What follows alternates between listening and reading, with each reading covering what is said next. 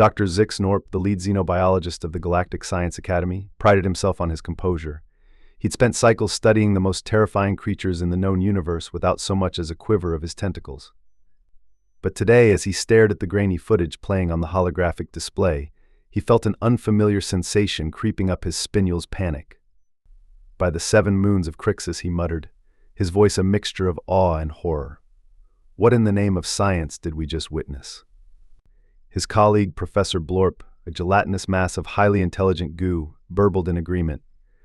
"I think we just saw a Deathworlder consume poison and survive." The footage in question had been captured by a covert observation drone on the planet Earth, a Class 12 Deathworld that had recently made first contact with the galactic community. The subject, a human female, approximately 25 Earth years old, engaging in what the aliens could only assume was some sort of arcane ritual. As the scientists watched, slack-jawed, or in Blorp's case, slightly less gelatinous, the human lifted a small glass container to her lips. The drone's sensors immediately went haywire, detecting levels of ethanol that would have melted the exoskeletons of half the known sentient species in the galaxy. "She's going to die," Zix Norp had said, his voice a mix of scientific curiosity and morbid fascination. But then, to their utter astonishment, the human not only drank the poison but proceeded to laugh, talk, and eventually stumble away on her own 2 feet. "Impossible," Blorp gurgled, his entire body rippling with disbelief. "The toxicity levels. She should be dead." Zix Norp's tentacles twitched nervously as he rewound the footage. "Perhaps our sensors are malfunctioning? Surely no living being could." His words were cut short as the door to the lab burst open, revealing a panting intern from the communications department. "Doctors, you need to see this." The intern, a Vexillian with iridescent scales, held up a datapad. "It's happening all over the planet." The scientists huddled around the small screen, their eyes, and in Blorp's case, sensory pseudopods widening in horror. The datapad showed a montage of humans consuming various poisons, dark liquids that smelled of burnt beans, fizzy concoctions that could strip paint, and even leaves set on fire and inhaled directly into their lungs.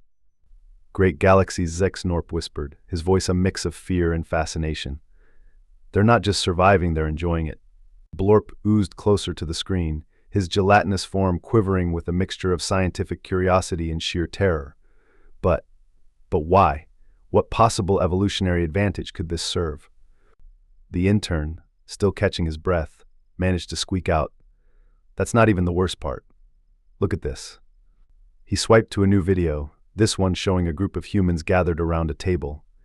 They were consuming what appeared to be the corpses of other organisms, charred beyond recognition, and covered in various sauces and seasonings. Are they eating dead things?" Zix Norp's voice was barely audible, a mix of disgust and morbid fascination coloring his words. Blorp burbled in agreement, his gelatinous form rippling with revulsion. "Not just dead things, but dead things they've set on fire.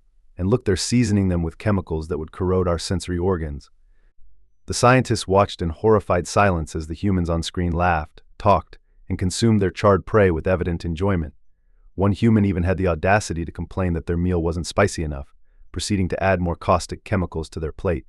This changes everything," Zix Norp muttered, his tentacles twisting into knots of anxiety. "We've been so focused on their physical capabilities, their endurance, their ability to survive in extreme environments. But this is on another level entirely." Blorp oozed his way to the main computer terminal, his gelatinous form rippling with urgency. "We need to alert the Galactic Council immediately. If the humans can not only survive but thrive on substances that would kill most species." "Wait," the intern interrupted, his scales flashing a kaleidoscope of colors in his excitement. "There's more." He pulled up another video, this one showing a human male standing in front of a crowd. The human was holding a microphone and speaking, his words causing the crowd to erupt in laughter. "What's happening here?" Zix Norp asked, his scientific curiosity momentarily overriding his panic. The intern consulted his notes. "According to our cultural analysts, this is something called StandUp Comedy. The human is intentionally saying things to make the other humans produce that strange vocalization." Laughter, Blorp supplied, having read extensively on human physiology. "It's a vocal expression of amusement or joy." Zix Norp's eyes narrowed as he studied the video. But the things he's saying, they're terrible. He's talking about failure, about pain, about the futility of existence. And yet, they're enjoying it. The intern nodded vigorously, his scales shimmering with a mix of confusion and awe. It gets worse.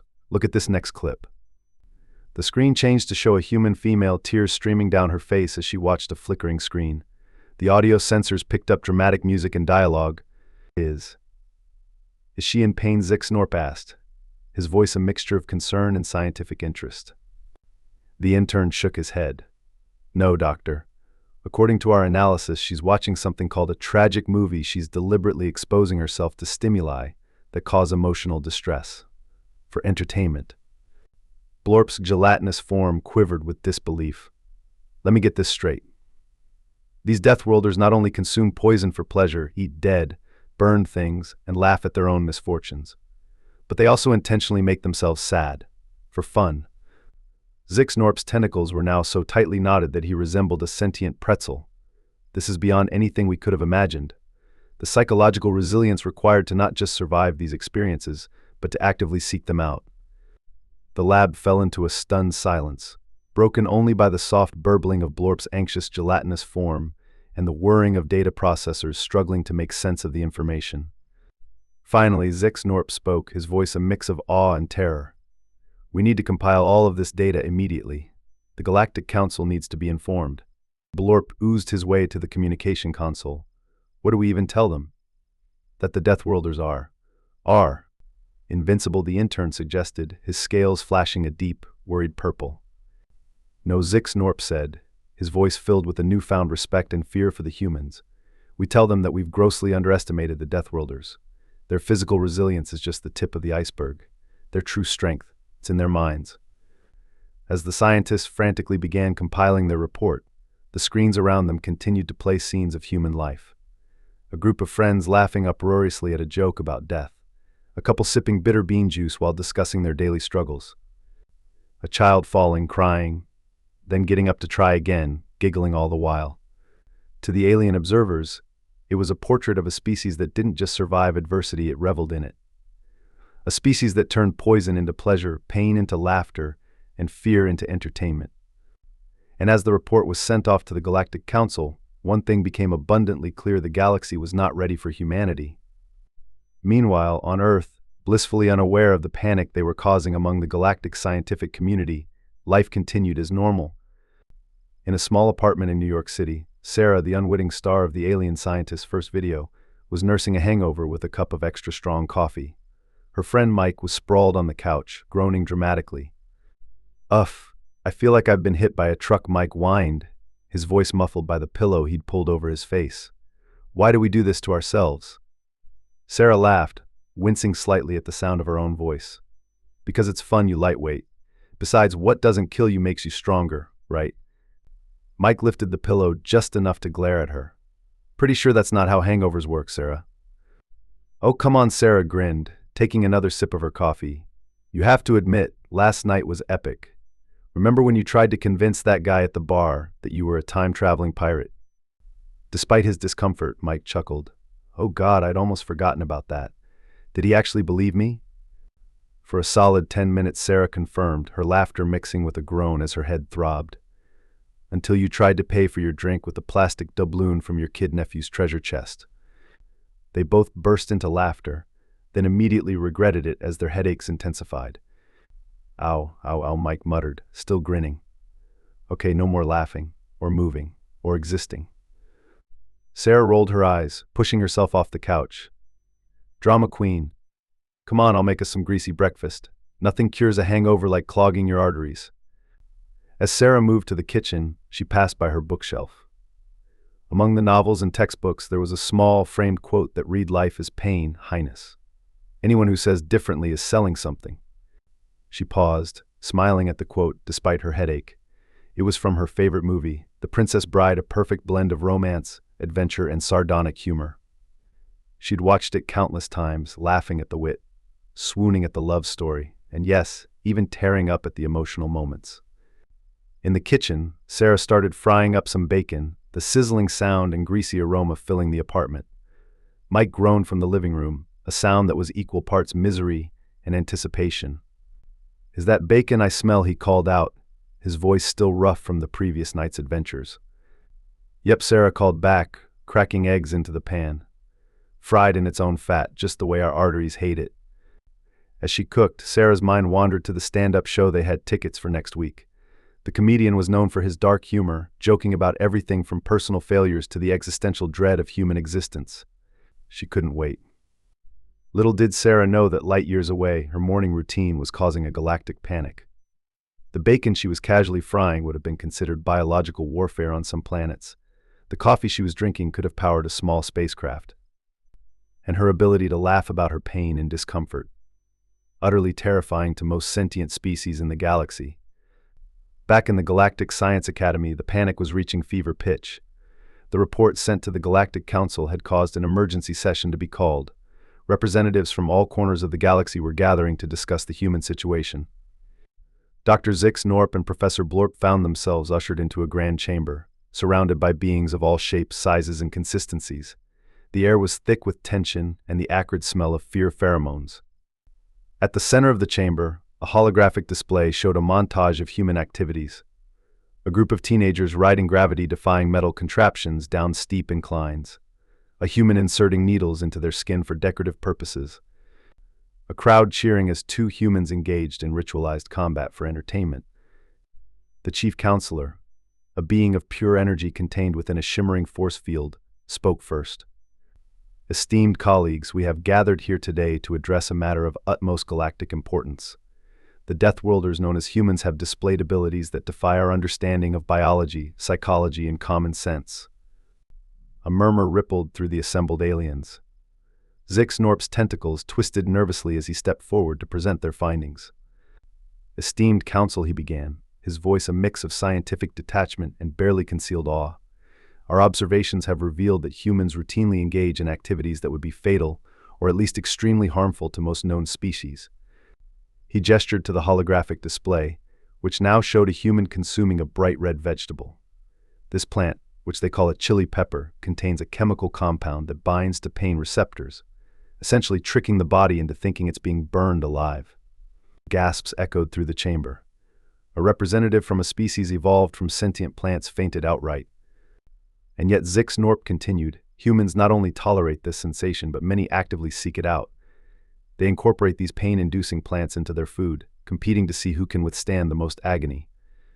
Blorp oozed forward, his gelatinous form rippling with excitement despite the gravity of the situation. "It's not just physical resilience, esteemed colleagues. Humans display a psychological fortitude that is, frankly, terrifying."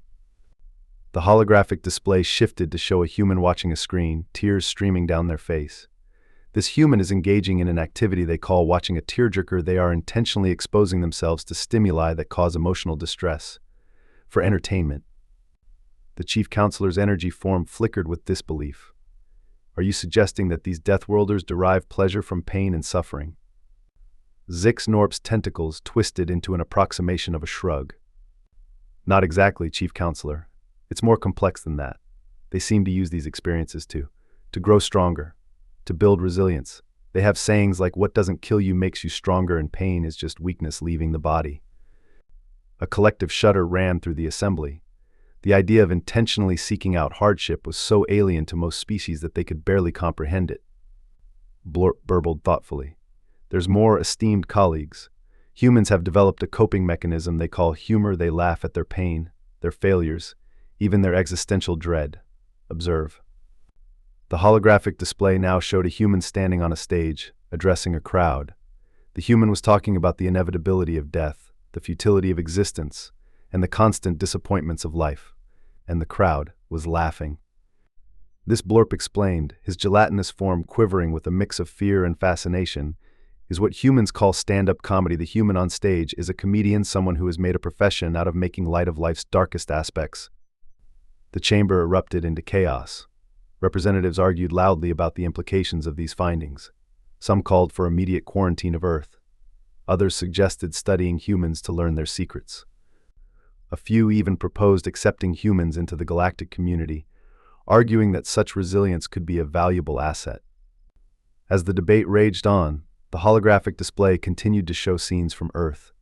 Humans laughing in the face of adversity, seeking out new challenges, turning their pain into art, their fears into entertainment, their poisons into pleasure. And in a small apartment in New York City, blissfully unaware of the galactic uproar they were causing, Sarah and Mike were nursing their hangovers with greasy food, strong coffee, and plans for their next adventure. "Hey," Mike said, around a mouthful of bacon, "we should try that new super spicy ramen challenge next weekend. You know, the one where you have to sign a waiver before they let you eat it." Sarah grinned, ignoring the protest from her still queasy stomach. "Oh, you're so on. Loser buys tickets to that horror movie marathon next month." Deal. Mike laughed, then winced, holding his head. "Ow. Remind me why we do this to ourselves." Sarah's grin widened as she raised her coffee mug in a mock toast. "Because we're human, Mike. It's what we do." Little did they know, their casual conversation about voluntarily subjecting themselves to pain for fun would have sent the Galactic Council into another frenzy. Back in the council chambers, the debate had reached a fever pitch. The chief counselor's energy form was pulsating rapidly, a clear sign of agitation. "Order. Order in the council," the chief counselor's voice reverberated through the chamber, momentarily silencing the cacophony of alien voices. "We must approach this situation with logic and reason, not panic." Dr. Zix Norp stepped forward again, his tentacles twisting nervously. "Esteemed council, if I may, there's another aspect of human behavior that we've observed, which may be even more concerning than their physical and psychological resilience." The chamber fell silent, all eyes and various sensory organs fixed on the xenobiologist. "Humans," Zix Norp continued, his voice a mixture of awe and trepidation, "seem to have an insatiable curiosity and an almost pathological drive to explore the unknown." The holographic display shifted to show various scenes: humans climbing treacherous mountains, diving into the darkest depths of their oceans, and launching themselves into the cold void of space.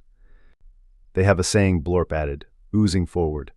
"To boldly go where no one has gone before. It seems to be a fundamental part of their culture, this desire to push boundaries and venture into the unknown." A collective murmur of unease rippled through the assembly. The idea of willingly facing the unknown was deeply unsettling to most galactic species, who had evolved to seek safety and stability. But surely a counselor from a species of hyper-intelligent sea slugs interjected, surely they must have some sense of self-preservation, some fear of the dangers that lurk in the unexplored corners of the universe. Zix Norp's tentacles twisted into what the assembled aliens had come to recognize as a grimace. "That's just it, counselor. They do fear the unknown. But instead of letting that fear paralyze them, they seem to embrace it. They have another saying, feel the fear and do it anyway." The holographic display now showed a human child learning to ride a bicycle. The child fell repeatedly, scraping knees and elbows, tears streaming down their face. But each time they got back up, their determination visibly growing with each attempt, from a young age. Blorp explained, his gelatinous form rippling with a mixture of horror and admiration. "Humans are taught to persevere in the face of failure and pain. They celebrate those who overcome great odds. They immortalize in story and song the ones who sacrifice themselves for exploration or discovery." The chief counselor's energy form flickered thoughtfully. "Are you suggesting, Dr. Zix Norp, Professor Blorp, that this reckless bravery is not just an individual trait, but a species-wide characteristic?" "I'm afraid so," Chief Counselor Zix Norp confirmed. "And it gets worse. Humans don't just accept challenges, they actively create them for themselves." The holographic display shifted again, showing a series of increasingly baffling human activities: people jumping out of perfectly functional aircraft with nothing but a piece of fabric to slow their fall, individuals in protective suits walking on red-hot lava, others willingly submersing themselves in freezing waters. "These," Blorp explained, his voice filled with disbelief, "are what humans call extreme sports and endurance challenges. They deliberately put themselves in perilous situations. For fun." The council chamber erupted into chaos once more. Representatives argued about the implications of allowing such a species to join the galactic community. Some feared the humans would inadvertently destroy themselves and others in their reckless pursuit of the unknown. Others argued that this very trait could make them valuable allies in exploring the furthest reaches of the galaxy. As the debate raged on, the holographic display continued to show scenes from Earth. In a laboratory, scientists worked tirelessly to unravel the mysteries of the universe. In a hospital, doctors fought against the very laws of nature to save lives. In homes around the world, people dreamed of the stars. Meanwhile, back in New York, Sarah and Mike had managed to drag themselves out of the apartment. Despite their hangovers, they'd decided that a walk in the brisk autumn air would do them good. As they strolled through Central Park, Mike suddenly stopped, his eyes fixed on a group of people in the distance. "Hey, Sarah," he said, a mischievous grin spreading across his face despite his lingering headache. "Isn't that the group that does that weird ice bath challenge thing?" Sarah followed his gaze, her eyes lighting up with interest. "Oh yeah, the Polar Bear Club. They do winter swims in the lake. It's supposed to be really good for you, you know. Boosts the immune system, improves circulation, all that stuff." Mike raised an eyebrow, his grin widening. "It also looks absolutely miserable. Want to try it?" Sarah laughed, then winced as her head throbbed in protest. "Are you insane? We're already suffering here, and you want to add hypothermia to the mix." "Oh, come on," Mike cajoled. "What's that thing you're always saying? Feel the fear and do it anyway. Besides, it might actually help with the hangover." Sarah hesitated for a moment, then a slow smile spread across her face. "You know what? Why not? It's not like we can feel any worse, right?" As they jogged towards the group, laughing and already shivering in anticipation, they remained blissfully unaware of the panic their casual decision would have caused among the watching aliens. In the Galactic Council chamber, Zix Norp and Blorp watched the scene unfold on the holographic display with a mixture of horror and fascination. "You see," Zix Norp exclaimed, his tentacles waving wildly. "Even in a state of physical discomfort, they actively seek out more challenges. It's insane," suggested a counselor from a species that had evolved in the calm, warm seas of their homeworld. "Impressive," Blorp burbled, earning surprised looks from his colleagues. "Terrifying, yes, but also impressive." The chief counselor's energy form pulsed thoughtfully. Perhaps we have been looking at this all wrong. Yes, humans are dangerous. Yes, they take risks that we would consider insane. But consider this in the mere eye blink of time since they developed spaceflight. They've already reached the edges of their solar system. They've unraveled scientific mysteries that plagued them for centuries in a matter of decades. They've cured diseases, split the atom, and are on the verge of AI sentience. A hush fell over the council chamber as the implications sank in. "Are you suggesting," a counselor ventured hesitantly, "that we should welcome these Deathworlders into the galactic community?" The chief counselor's energy form brightened. "I am suggesting, esteemed colleagues, that we may not have a choice. Humans will explore. They will push boundaries. They will boldly go where no one has gone before. We can either try to stop them, a futile effort, I suspect, or we can try to guide them, to harness their insatiable curiosity and their incredible resilience for the benefit of all." As the council murmured and debated, the holographic display showed Sarah and Mike, along with their new Polar Bear Club friends, plunging into the icy waters of the lake. Their shrieks of shock quickly turned to laughter as they splashed and played in the freezing water. Zix Norp shook his head in bewilderment. "I still don't understand. Why do they do these things? Why seek out discomfort and challenge?" Blorp's gelatinous form rippled in what might have been a shrug. "Perhaps, my friend, that is the very thing that makes them human. They don't just survive their death world, they thrive on it. They take the very things that should kill them and turn them into strengths." As the council continued to debate, and Sarah and Mike continued to laugh in the face of discomfort, one thing became abundantly clear: the galaxy was in for an interesting time. Humanity, with all its contradictions and complexities, was coming, and nothing would ever be the same again. In the years that followed, as humans took their first tentative steps into the galactic community, they would continue to baffle and amaze their alien neighbors.